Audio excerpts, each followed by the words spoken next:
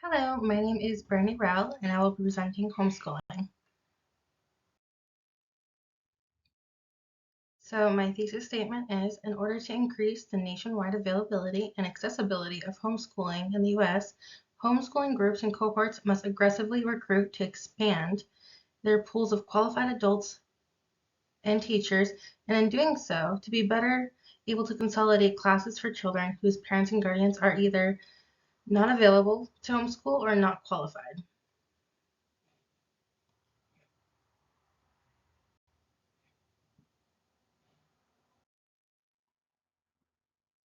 So for the agenda of the PowerPoint, we're going to first talk about where to start with homeschooling. Then we're going to move into some statistics. Then we're going to move into qualifications, resources, concerns of homeschooling, and then the conclusions.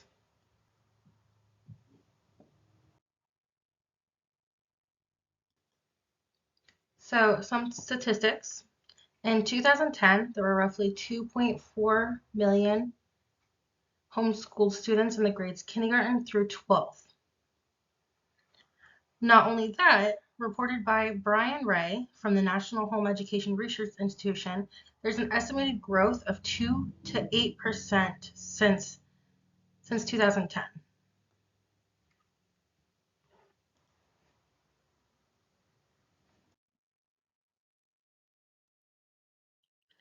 There are many states that don't have any qualifications for educators. And Vermont is one of those states. All you have to do is fill out paperwork, which we'll go over when we talk about requirements and regulations for Vermont. So where to start? The very first thing that you want to do is look at your state's regulations. Usually every state has their own website that you can go on and look at the requirements. For Vermont, there are no requirements to be an educator, but that doesn't mean that there isn't paperwork that you have to fill out. So a first-time educator needs a home study enrollment form or a notice of intent form. That form includes basic information such as name, address, birthday, and school district. This lets the school know and the town, wherever you're doing schooling through, that you're going to be participating at home and your money is still going, like your taxes are still going to the school, but you're registered as being home. And then if you are a returning student or an educator, you need to fill out the annual notice form. That just continues the process of allowing the state and the town and whoever else is involved that you're going to be staying home still. The next form to fill out, if for the first time, is to fill out an independent professional evidence form. It's a form that proves that you do or don't have a disability. This just allows them to know that you don't need any extra assistance or funding to help out. And then to maintain your home school status, you have to be able to be in school for 175 days. So if you're a student, you need to participate in those days. If you're a parent, you need to make sure that you prove that you've been in that. Which then brings it to you need to keep records of all the stuff that you've done throughout the year, which includes like science projects or research papers. Every day is a day that you can prove that you've had schooling and education done.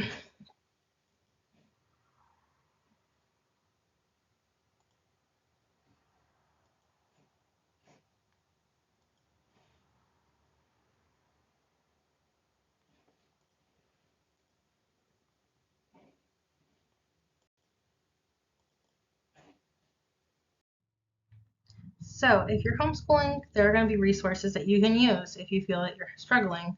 Just being a one-parent teacher and having not many, outside resources or trying to figure out what to do with your kids. So there are resources, online sources, co-ops, district extracurricular activities or participation, and school counselors. All these are great things that you could start off with. And by hopefully outreaching to all these sources, you find more people to include into your circle of education and tools. So online resources, there's blogs, there's video demonstrations such as YouTube, which is great. You could use that as tutorials for science projects. You can also purchase lesson plans online. There's also educational games, there's a ton of unlimited resources online if you just look. So co-ops, there's such things as like 4-H, usually in smaller towns or bigger ones. You can use your outreach to 4-H clubs, and those are great educational things too. Not only that, there are libraries. Libraries in most towns are excellent resources just for the fact that a lot of parents host homeschool groups at libraries. So usually the librarian knows a bunch of the community members, can get you books and help out with educational resources, point you in groups for like play groups.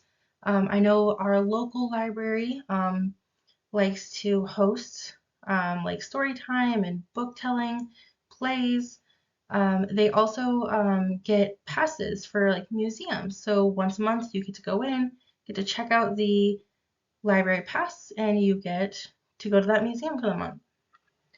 Um, then in district extracurricular participation, which is sports, you go to your school and you participate in sports, or if they have sports that aren't participated by the school, they can find at least activities that people could be a part of, like after school clubs, things like that.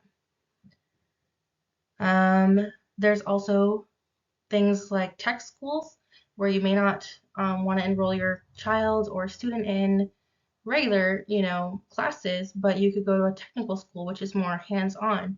There's usually classes like building and mechanics, real life skills that are going to get your student more ahead in the field they want to be in, but it's more of hands-on, skill-based. And then finally, school counselors. This isn't every state, but they are trying to make it more accessible in Vermont, where counselors are supposed to be working with families to help their child, be a part of community activities, but also checking in to make sure they're reaching their education goals. Just because there isn't a lot of that right now, so they want to make that more integrated. So concerns. These are not these are not what I expected when I first went into my research about concerns for homeschooling. The most thought out one that I thought was going to be it was going into communication and social concerns regarding other students.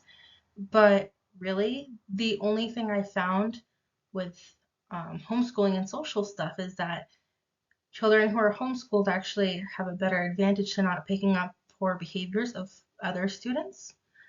So when they're one-on-one, they learn better manners, how to articulate conversations better.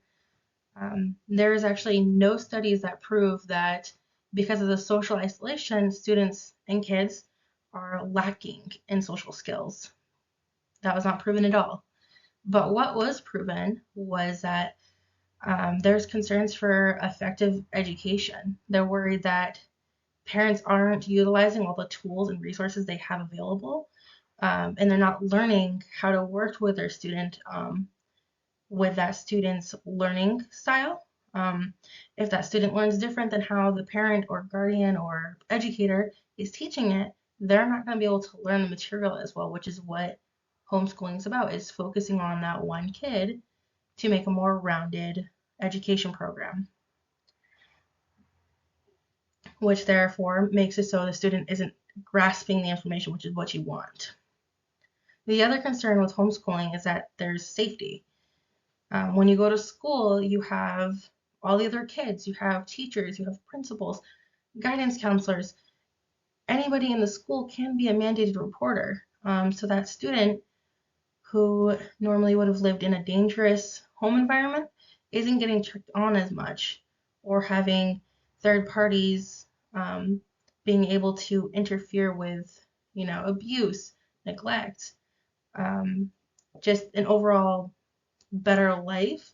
There's no like check and balance for that. So a parent can pull the kid out of school to hide bruises or show that they're not eating or any of that stuff. So there's no check and balance. It's just what you see is what you get. So really, you could be sending a kid into a really harmful situation. So, in conclusion, homeschooling is not for everyone. For some, homeschooling is the lifestyle they want their child to be raised in. If all regulations and requirements are met per the state guidelines that a student resides in, educators are available to start homeschool.